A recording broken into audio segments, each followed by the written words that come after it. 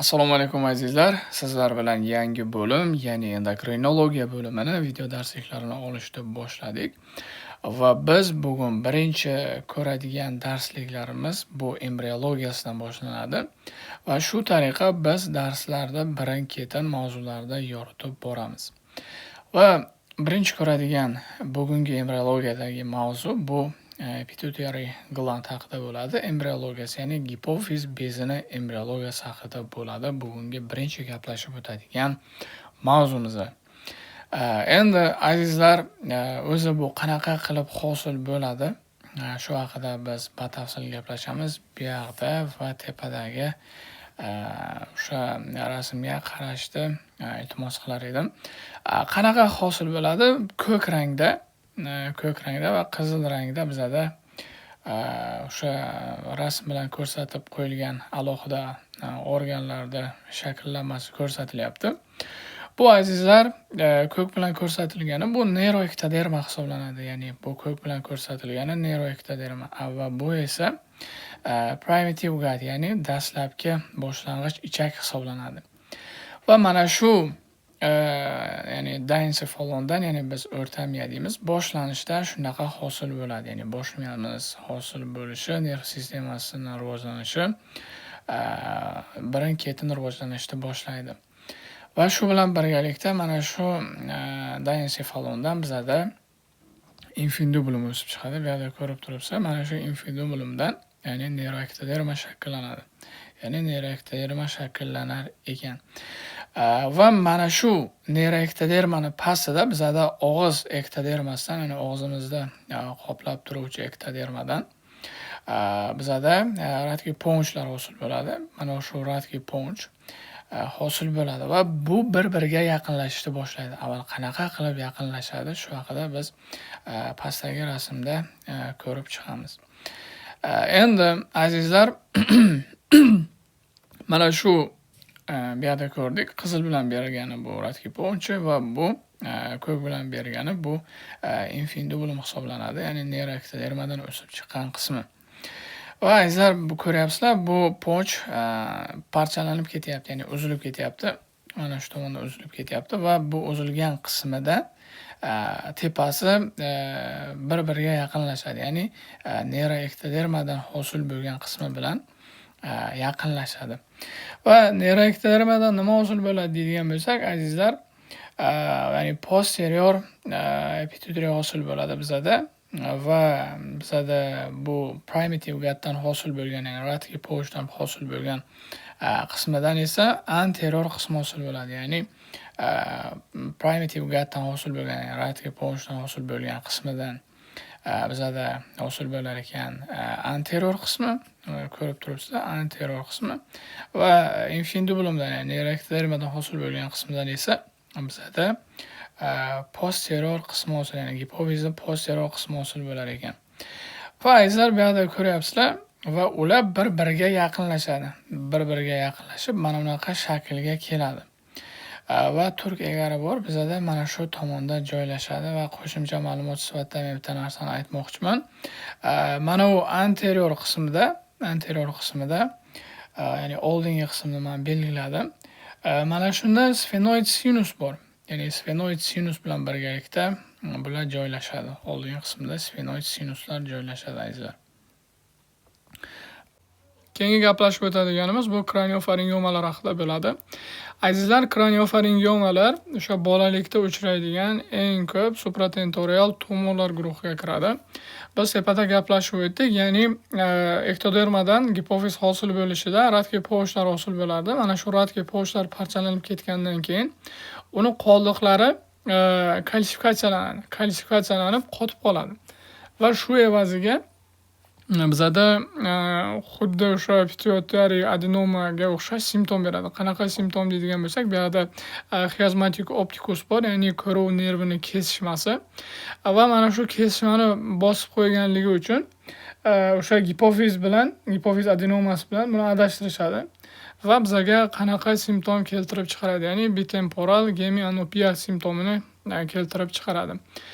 Bu nima deydigan bo'lsak, agar mana shuni ko'z deb oladigan bo'lsak, mana shu tomoni ko'rmay qoladi. Ya'ni ikkita ko'zimiz deydigan bo'lsak, mana shu tomoni ko'rmay qoladi. Ya'ni xuddiki biz dunyoni yarmini ko'radigandek bo'lib qolamiz. Va azizlar, gistologiyasida biz nimani ko'rishimiz mumkin ekan? Gistologiyasida xolesterin kristallari yig'ilib ketar ekan. Ya'ni xolesterin kristallari yig'ilib ketadi. Biz shu joylarda topishimiz mumkin. Mana yog'larda biz chizyapmiz. Xuddi xolesterin kristallari mashinaga quyiladigan yog' kabi ko'rinish berar ekan. Ya'ni motor oil deyapti. Xuddi o'shanga o'xshash ko'rinish berar ekan. Keyingi gaplashib o'tadiganimiz bu gipofiz bezining qismlari va ulardan ishlab chiqaradigan gormonlar haqida bo'ladi. Biz bilamiz, gipofiz bezining ikkita qismi bor. Ya'ni anterior qismi va posterior qismi tafovut etiladi. Va biz oldingi qismini adenogipofiz deymiz boshqacha qilib va orqa qismini esa neyrogipofiz deymiz. Va azizlar, ulardan ishlab chiqaruvchi gormonlar bor. Adenogipofizdan biz bilamiz, folikulyar stimullovchi, lyutenlovchi, adenokortikotrop gormoni, tiroid stimulating gormon, prolaktin, growth gormoni, ya'ni o'sish gormoni deymiz va beta endorfinlar ishlab chiqarilar ekan. Buni yodlab olishimiz shart, juda kerak. Va keyingisi bu melanotropin gormoni. Melanotropin azizlar, bu melanotropin stimulating gormon deyiladi. Boshqacha qilib bu intermediate lobdan ishlab chiqariladi, ya'ni o'rta bo'lagidan ishlab chiqariladi. Biz hozir tepada aytdik, oldingi va orqa qismi tafovut etiladi deb, lekin buni o'sha oldingi va orqa qismida o'sha juda kam miqdorda o'rta bo'lak tashkil etadi. Ya'ni ko'ryapsiz, mana bu oldingi bo'lagi va B qismida esa alohida rang bilan ko'rsatib qo'yilyapti. Ya'ni kesishmasida bizada o'sha intermediate lob, ya'ni melanotropin gormonini ishlab chiqaruvchi hujayralar joylashgan bo'ladi. Va C qismida biz ko'ryapmiz neyrogipofizni.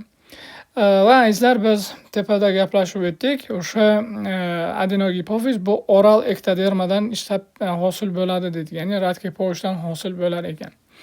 Va yana bitta narsa, bularda ikkita qismi tafovut etiladi. Ya'ni alfa subinit va beta subinitlar tarkib etadi. Bu nima deydigan bo'lsak, bu yerda misol uchun yozishimiz mumkin. O'sha subinitlarda alfa subinitda mana bunaqa sal kattaroq bo'ldi. Ya'ni mana bunaqa deydigan bo'lsak, beta subinit esa mana bunaqa. Ya'ni alfa va beta qismidan tashkil topgan bo'ladi. Endi buni ahamiyati nimada deydigan bo'lsak, bizada o'sha alfa subinitlardan bu yerda ko'ryapsizlar. Tiroid stimulating gormon, lyutenlovchi gormon, folikulyar stimullovchi gormon va bu yerda HCG deyapti. HCG nima deydigan bo'lsak, bu human chorionic gonadotropin deydi, ya'ni homiladorlik gormoni. Bular uchun alfa subinit bir xil. Ya'ni misol uchun homiladorlarda o'sha HGC gormoni oshib ketadi, ya'ni chorion gonadotropin gormoni ortib ketadi. U bilan birgalikda, u bilan bir xil subinitga ega bo'lgan gormonlar ham oshishi mumkin. Misol uchun deydigan bo'lsak, mana yerda agar TSH ning miqdori ortib ketishi ham mumkin. Ya'ni o'sha chorion gonadotropin gormoni ortyapti, u bilan birgalikda TSH gormoni ham ortyapti. Va bu esa boshqa jinsiy gormonlarda bloklab qo'yishi mumkin bo'ladi. Va beta subinitdan nima ishlab chiqaradi deydigan bo'lsak, beta subinit bu o'zi aytayapti, spesifikligini ta'minlab beradi. O'sha gormonga o'ziga xos spesifiklik beradi. Ya'ni bu alfa va beta subinit ekan. Va bizada bu yerda yana bitta narsa aytayapti. POMC degan narsa bor, ya'ni propionmelanokartin qismi bor, ya'ni buni POMC deymiz. Bular o'zini ichida 3 ta narsani oladi. Ya'ni bitta zanjir deydigan bo'lsak, kelinglar, bitta zanjir. O'sha zanjirda 3 ta qismi bo'ladi. Ya'ni mana shu birinchi qismi beta endorfin bo'lsa, ikkinchi qismi adenokortikotropin gormoni va melanotropin, ya'ni melanotropin gormoni nima qiladi? Tashkil etadi. Ya'ni 3 ta qism bo'ladi. Bu ham o'ziga xos o'sha klinik ahamiyatga ega. Nima uchun? Chunki ACTH gormoni agar miqdori ortib ketadigan bo'lsa, bulardagi o'sha boshqa gormonlar ham ortib ketadi. Ya'ni qaysi kasalliklarda ko'rishimiz mumkin? O'sha Cushing kasalligi bor, ya'ni Cushing disease deyiladi. Cushing kasalligida mana shu ACTH alohida rang bilan berib qo'ydik. ACTH ning miqdori ortib ketadi. va u bilan birgalikda MCH miqdori ham ortib ketadi azizlar. Nimaga deydigan bo'lsak, chunki bular bir xil o'sha zanjirdan rivojlanar edi va shu sababli o'sha giperpigmentatsiyani keltirib chiqarishi mumkin bo'ladi. Ya'ni o'sha giperpigmentatsiya simptomini ham biz Cushing kasalligida kelib chiqishini ko'rdik. Va bu yerda bo'yalishga qarab ikki xil hujayra tafovut etiladi, ya'ni bazofiliklar va atsidofiliklar. Bizda bazofiliklarga azizlar folikulyar stimullovchi, lyutenlovchi, ACTH gormoni va tiroid stimulating gormoni misol bo'ladi. Va atsidofiliklarga esa bizda ikkita bor, ya'ni o'sha prolaktin va growth gormoni, ya'ni o'sish gormoni deymiz. Shularda misol qilib olsak bo'ladi. Endi ikkinchi qismi haqida gaplashadigan bo'lsak, azizlar, bu neyrogipofiz bo'ladi. Neyrogipofizdan o'ziga xos vazopressin va oksitotsin gormoni ishlab chiqaradi. Antidiuretik gormon deyiladi vazopressinni yoki ADH ham deb qisqacha aytsak bo'ladi. Va bular ikkalasi ham azizlar gipotalamusdan ishlab chiqariladi. Gipotalamusda qaysi hujayralar deydigan bo'lsak, bizda supraoptik va paraventrikulyar nukleuslar bor, mana shundan ishlab chiqaradi. Supraoptikdan bizda vazopressin yoki antidiuretik gormon dedik, o'sha suv balansida, qon bosimida o'zini roli bor. Va paraventrikulyardan esa oksitotsin, bu o'sha ayollarga kerak bo'ladigan, bu haqida keyingi mavzularda batafsil gaplashib o'tamiz. Va mana shular azizlar gipotalamusda, ya'ni o'sha nukleuslarida ishlab chiqariladi va bizda o'sha o'ziga xos transport nimalar bor. Bu yerda o'zini aksonal yo'li bor. Bu aksonal yo'l gipotalamusdan orqa bo'lakka kelib to'xtaydi. Bu yerda mana shu paraventrikulyar va supraoptik deydigan bo'lsak va kelib bu transport oqsillar orqali qaysi oqsillar deydigan bo'lsak, bu yerda neyrofizin degan oqsilimiz bor. Mana shu karyer protein deyiladi, ya'ni tashuvchi protein. Mana shularda tashib beradi bizga. Va buni gaplashib o'tdik. Bu kelib chiqishi neyroektodermadan ekan. Ya'ni neyroektodermadan bizda neyrogipofiz rivojlanar ekan. Biz tepada batafsil bu haqida gaplashib o'tdik. Ya'ni shu bo'ladi gipofizni o'sha qismlari va uni ishlab chiqaradigan muhim gormonlari haqida. Keyin gaplashib o'tadiganimiz azizlar, biz qalqonsimon bezini rivojlanishi, ya'ni embriologiyasi haqida gaplashib o'tamiz. Azizlar, qalqonsimon bezi birinchi bo'lib o'sha boshlang'ich, ya'ni primitive pharynxdan hosil bo'ladi. Ya'ni pharynxdan rivojlanadi va bo'yinning pastki qismiga tusha boshlaydi. Aytyapti, bo'yni pastki qismida tusha boshlaydi. Ya'ni dastlab bu tomonda bo'ladigan bo'lsa, keyinchalik o'sha nekka tushadi, ya'ni bo'yin qismiga tushar ekan. Va azizlar, biz bu yerda ko'rib turibmiz, tireoglossal duct bor. Tireoglossal duct. Mana shu tireoglossal duct orqali til bilan bog'langan bo'ladi. Dastlab til bilan bog'langan bo'ladi va bu yo'l mana shu tireoglossal duct yo'qolib ketadi odatda, yoki qalqonsimon bez kistasi yoki piramidal bo'lak shaklida shakllanishi mumkin, ya'ni qolib ketishi mumkin. Ya'ni bu yo'qolib ketishi mumkin ekan yoki o'sha kista yoki piramidal bo'lak shaklida saqlanib qolishi mumkin ekan. Endi bizda bu bezni qon bilan ta'minlanishini ko'rib chiqadigan bo'lsak, ikkita qon tomir orqali, ya'ni qon bilan supportiv qilinadi. Qaysi qon tomirlar deydigan bo'lsak, bu yerda superior thyroid arteriya bor va inferior thyroid arteriya bor. Va bular o'zi tarmoqlari bor, ya'ni superior thyroid arteriya ko'rib turibsizlar, eksternal arteriyadan, ya'ni karotid arteriyadan tarmoq hisoblanadi. Va inferior thyroid arteriya esa left subclavian arteriyani o'sha bu yerda ko'ryapsiz, tarmog'i hisoblanadi. Endi azizlar, bu o'sha patologiyasi haqida gaplashib o'tadigan bo'lsak, biz aytdik tireoglossal duct dedik. Tireoglossal ductni o'sha farqlab olish uchun bo'yinning oldingi qismi tushib turadi. Ya'ni mana shu oldingi qismi bir g'alati tushib turadi. Va tilni qimirlatsak, u ham qimirlaydi. Chunki biz tepada gaplashib o'tdik, ya'ni tireoglossal duct bu o'sha til bilan bizda qalqonsimon bezni bog'lab beruvchi o'zini muhim yo'li hisoblanar ekan. Va lingual thyroid degan narsa bor azizlar. Bizda lingual thyroid bu yerda belgilab qo'yapmiz. Lingual thyroid, ya'ni most common ectopic thyroid ekan. Ya'ni eng ko'p uchrovchi o'sha thyroid, ya'ni qalqonsimon bezi ektopic holat ekan, ya'ni boshqa joyda uchrashi. Asosan bu tilda orqa tomonida bo'ladi azizlar, tilda orqa tomonida bo'ladi. Va biz buni olib tashlasak, bu yerda o'zi aytyapti, agar biz buni olib tashlagan taqdirimizda gipotiroidizm rivojlanadi. Nima uchun? Chunki bu ham gormon ishlab chiqaradi. Biz ko'ramiz o'sha bo'yin qismida yo'q, lekin tilda orqasida bor. Agar biz buni olib tashlasak, xuddi qalqonsimon bezni olib tashlagandek bo'lamiz. Va o'sha qalqonsimon bezni gormonlar yetishmovchiligi sabab gipotiroidizm rivojlanishi mumkin ekan. Ya'ni o'sha tiroid bilan bog'liq bo'lgan o'zi qilganimizda bo'yinni aniqlamaydi, lekin tilda orqasida bo'ladi. Biz aytdik, gormonlar lekin normal bo'ladi. Qonda o'lchasak normal bo'lar ekan. Endi azizlar, biz tiroid galosal dak haqida tepadagi aytib o'tdik. Tiroidda ikkita sellari bo'ladi, ya'ni hujayralari bo'ladi. Ya'ni tiroid folikulyar sel va parafolikulyar sellar bo'ladi. Va bu yerda parafolikulyar sellar 4-faringal pog'onchdan hosil bo'ladi. Hozir biz har bitta o'sha faringal pog'onch haqida gaplashib o'tamiz.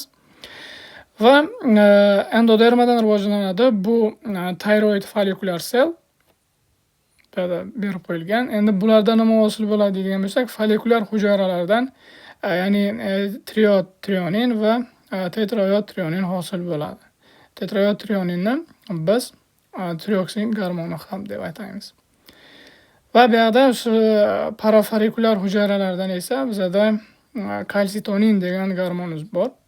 U haqida batafsil keyingi mavzularda, keyingi slaydlarda gaplashib o'tamiz. Hosil bo'lar ekan. Va keyingi gaplashib o'tadiganimiz bu thyroid migration hisoblanadi. Ya'ni biz qayerlarda o'sha qalqonsimon bezda ko'rishimiz mumkin ekan. Biz tepada gaplashib o'tdik azizlar, lingual thyroid haqida. Ya'ni tilda orqasida bo'lishi mumkin ekan bu holat. Foramen secum va azizlar sublingual thyroid, ya'ni tilda pastida bo'lishi mumkin ekan, ya'ni sublingual thyroid. Va prelaringeal thyroid, ya'ni o'sha bizda xildoq bilan birgalikda kelishi mumkin ekan, yoki biz o'sha har doimgidek normal holatda, ya'ni normal locationda ko'rishimiz mumkin ekan. Ya'ni lingual thyroid, sublingual thyroid, prelaringeal thyroid va normal lokatsiyasidan ko'rishimiz mumkin ekan azizlar. Thyroid migrationda. Keyingi gaplashib o'tadiganimiz bu faringeal pog'onchdan hosil bo'ladigan qismlar haqida bo'ladi. Azizlar, dastlab embriologiyada, ya'ni 5-haftaligimizda bizda o'sha faringeal pog'onchlardan hosil bo'ladigan qismlar rivojlana boshlaydi. Ular qaysi biri desak, bizda 4 ta faringeal pog'onchlar tasavvur qilinadi, ya'ni 1-chi, 2-chi, 3-chi va 4-chi. Har biridan alohida organlar shakllanadi. Ya'ni birinchi biz ko'radigan faringeal pog'onchlar, bular rivojlanadi azizlar eustachialnaya va tympanic cavity. Tympanic cavityda o'zida o'sha middle ear cavity hosil bo'ladi. Ya'ni o'rta quloq bo'shlig'i hosil bo'ladi. Va keyingi ko'radiganimiz bu mastoid sellar, ya'ni mastoid ear sellar. Biz bilamiz, mastoideus suyagida o'zini alohida katakchalari bo'ladi. Mana shu havo katakchalari birinchi faringeal pog'onchdan hosil bo'lar ekan. Buni har bittasini yozib olishlaringizni tavsiya etar edim. Ya'ni birinchisidan eustachialnaya, tympanic cavity, ya'ni biz aytdik, o'rta quloq bo'shlig'i va mastoid ear sellar hosil bo'lar ekan. Va ikkinchisidan azizlar, bu yerda bizda ko'rsatyapti, palatin tonzillalar, ya'ni bizda tanglay tonzillalari hosil bo'lar ekan. Tanglay tonzillalari hosil bo'lar ekan. Keyingisi ko'radiganimiz bu 3-chi o'sha faringeal pog'onchlardan bizda hosil bo'ladigan qismi bu inferior parathyroid gland va thymus hosil bo'lar ekan. Va 4-inchisidan esa azizlar superior parathyroid gland va thyroid C sellar hosil bo'lar ekan. Ya'ni thyroid C sellar biz aytdik, parafolikulyar sellar, ya'ni karstanin ishlab chiqaruvchi parafolikulyar sellar hisoblanar ekan. Endi bularda har bittasini yodlab olish kerak, chunki embriologiyasidan anatomiyasiga o'tishda qiyinchilik bo'lmaydi, tushuncha to'liq hosil bo'ladi. Va shu yerda adashtirib olmaslik kerak inferior va superior parathyroid gland bilan. Biz tepada gaplashib o'tdik. Inferior parathyroid gland bu 3-faringeal polshdan, superior parathyroid gland esa bizada hosil bo'ladi 4-faringeal polshdan hosil bo'lar ekan. Keyingi gaplashib o'tadiganimiz bu timus haqida bo'ladi. Timus haqida biz o'sha institut darsligidagi anatomiya mavzularida ham bilamiz. Bu bez odamda o'sha immunitet shakllantirib berish vazifasini bajaradi. Ya'ni qanday qilib deydigan bo'lsak, bizada o'sha immun hujayralarimiz bor. Mana shu immun hujayralarimizni differentiatsiya va o'sha yetiltirib berish funksiyasini bajaradi. Va buni joylashuvi haqida gaplashib o'tadigan bo'lsak, birinchi anterior superior mediastinumda joylashgan bo'ladi. Va mediastinumda joylashgan qismida o'ziga xos soya beradi. Buni hozir gaplashib o'tamiz.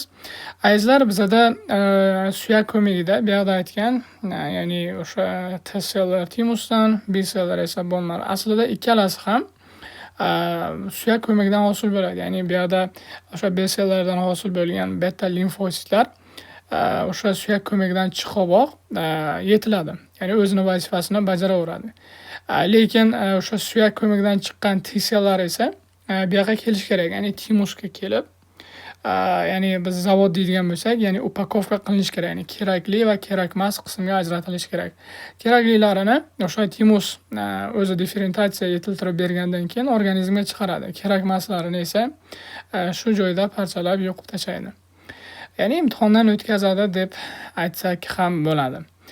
Va azizlar, asosiy vazifasi timusda biz aytib o'tdik, o'sha suyak ko'magidan hosil bo'lgan T sellarda differentiatsiya va yetiltirib berish funksiyasini bajarar ekan. Va u kapsulalangan ekan, ya'ni o'zini maxsus kapsulasi bo'lar ekan. Va biz tepada gaplashib o'tdik, timus 3-faringeal polshdan hosil bo'ladi dedik. Ya'ni endodermadan hosil bo'lar ekan. Va bizada o'sha limfositlarda mezodermal kelib chiqishini ta'minlab berar ekan azizlar. Biz uni o'sha timusda ikki qismga bo'ladigan bo'lsak, uni korteks qismi bor.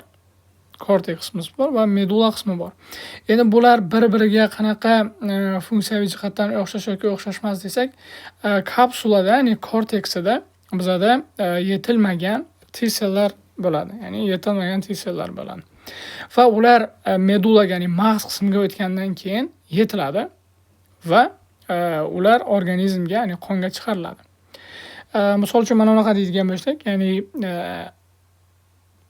bitta timus deydigan bo'lsak, o'zini maxsus hujayrasi va mana shu qismda markaziy qism ham bo'ladi. Ya'ni chakka qismlarida yetilmagan T hujayralar deydigan bo'lsak, ya'ni immature va ular markazga intiliboq, ya'ni markazga tushgandan keyin ular mature holatiga keladi, ya'ni yetiladi va qonga chiqarib yuboriladi azizlar.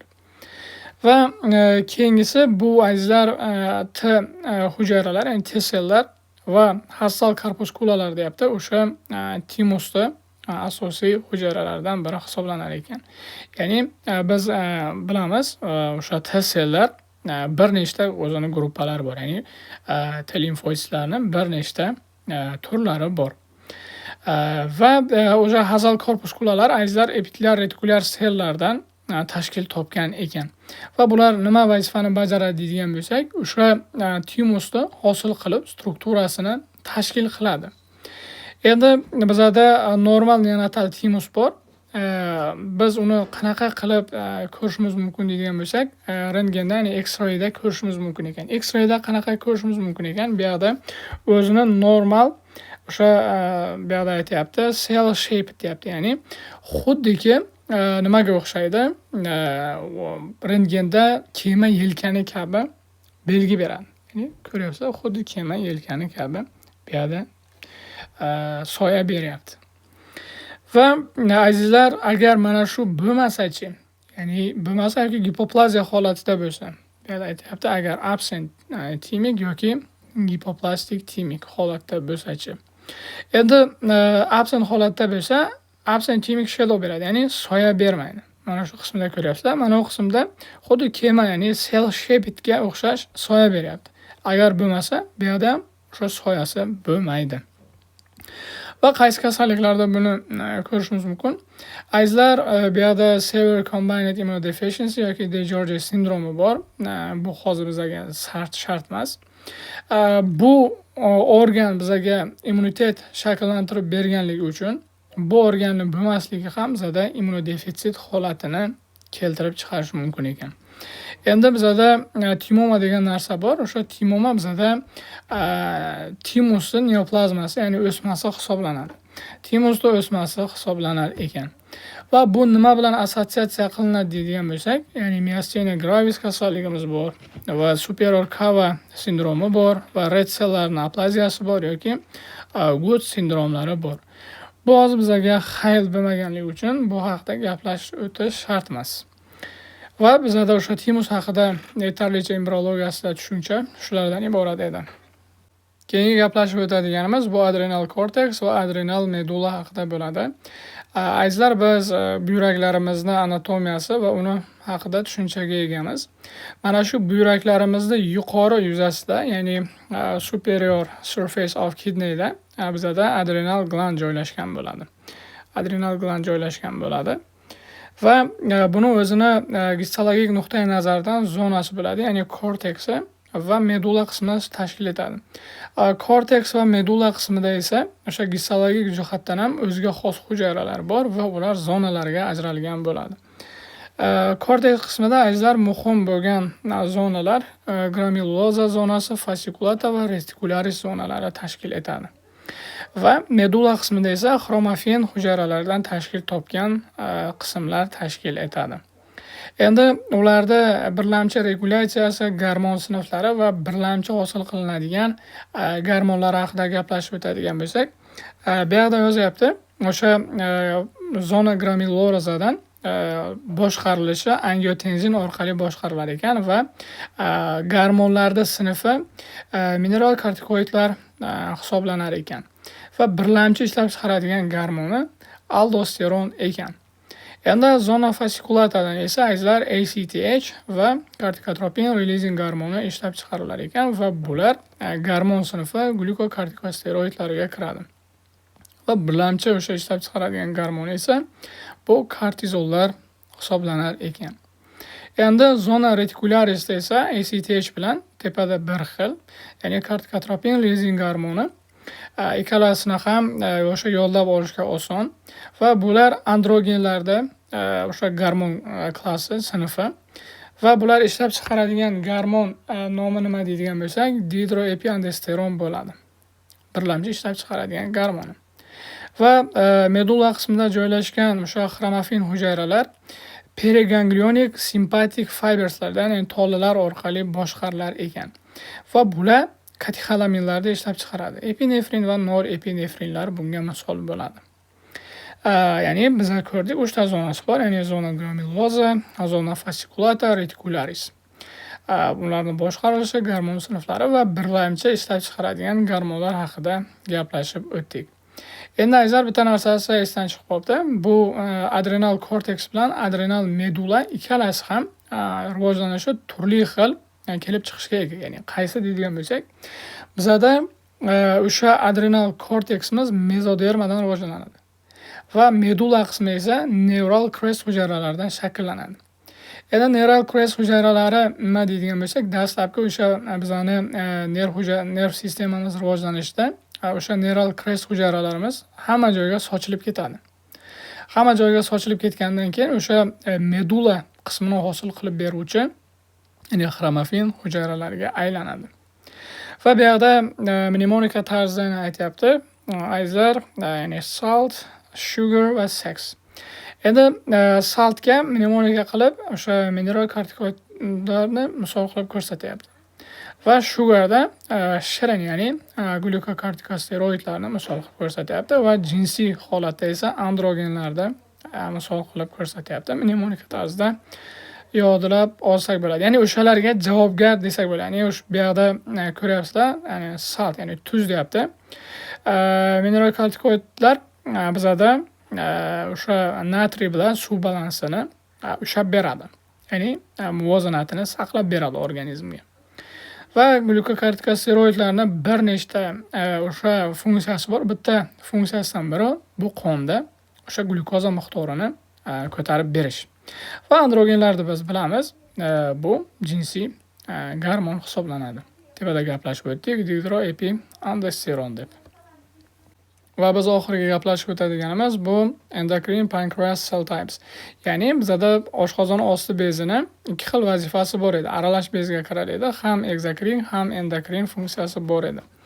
Endi endokrin funksiyasini bajaruvchi qismi bu o'sha Islet of Langerhans hisoblanadi. Ya'ni Langerhans orolchasi hisoblanadi. Va buni o'zini o'sha collection hujayralari bo'ladi. Ya'ni endokrin selslari bo'ladi. Qaysilar deydigan bo'lsak, bu yerda alfa, beta va gamma endokrin hujayralari tafovut etadi. Ularning rivojlanishi esa bizada pankreatik baddan rivojlanadi. Endi azizlar, bu yerda o'sha alfa hujayralari nima ishlab chiqaradi? Beta deltasi bizda alfa hujayralari bu glukagonni ishlab chiqarib beradi. Betasi esa bizada insulinni ishlab chiqarib beradi. Va somatostatin o'sha deltalar esa bizada somatostatinni hosil qilib beradi. Endi bularning joylashuvi ham bor. Alfa hujayralarini ko'rib turibsizlar. Bu yerda periferial joylashib turibdi. Va beta hujayralari esa sentral, ya'ni sentrumga, ya'ni markazga yaqin joylashib turibdi. Va somatostatin ishlab chiqaruvchi delta hujayralari esa markazda ham emas va sentrda ham emas, ya'ni interspersda joylashib turibdi azizlar. Endi bu yerda batafsil qilib beryapti. Biz tepada gaplashib o'tganlarimizni yana qayta takror qilamiz. Beta hujayralar insulin ishlab chiqaradi, alfa hujayralar glyukagon va delta hujayralar esa somatostatin ishlab chiqaradi. Bu yerda ko'rib turibsizlar, o'sha qonga so'riladi keyinchalik. O'sha Langerhans orolchasi bizada kapillyarlar bilan bog'langan bo'ladi va u kapillyarlarga so'rilib, keyin sistemaga chiqarib beriladi. Bu yerda ko'rib turibsizlar, o'sha exocrine function, ya'ni o'sha pankreas bezda bizada exocrine funksiyasi nima ahamiyatga ega? Bizada hazm enzimlari va bikarbonatlarni nimaga quyish kerak? Ya'ni 12 barmoqli ichakka quyish kerak. Va ular ovqatni parchalab berish kerak, ya'ni breakdown qilib berish kerak. Endi mana shu pankreatik atsinuslar orqali ular yig'iladi. Hammasi yig'ilib pankreatik atsinuslar va pankreatik dakt hosil qiladi. Pankreatik dakt hosil qilib bergandan keyin bu yerda ko'ryapsizlar, 12 barmoqli ichakning pastga tushuvchi medial qismida o'sha vater ampulasi bor. Vater ampulasidan keyin bu vater ampulasi oddiy sfinkterga ochiladi. Oddiy sfinkterdan esa bu duodenumga to'kilib ovqatni parchalab berish, ya'ni hazm qilish funksiyasini bajaradi. Sizlar bilan gaplashib o'tadigan muhim topiklardan biri endokrinologiyani embriologiyasi shu qismdan tashkil topgan edi. Xato va kamchiliklar bo'lgan bo'lsa, sizlardan uzr so'raymiz.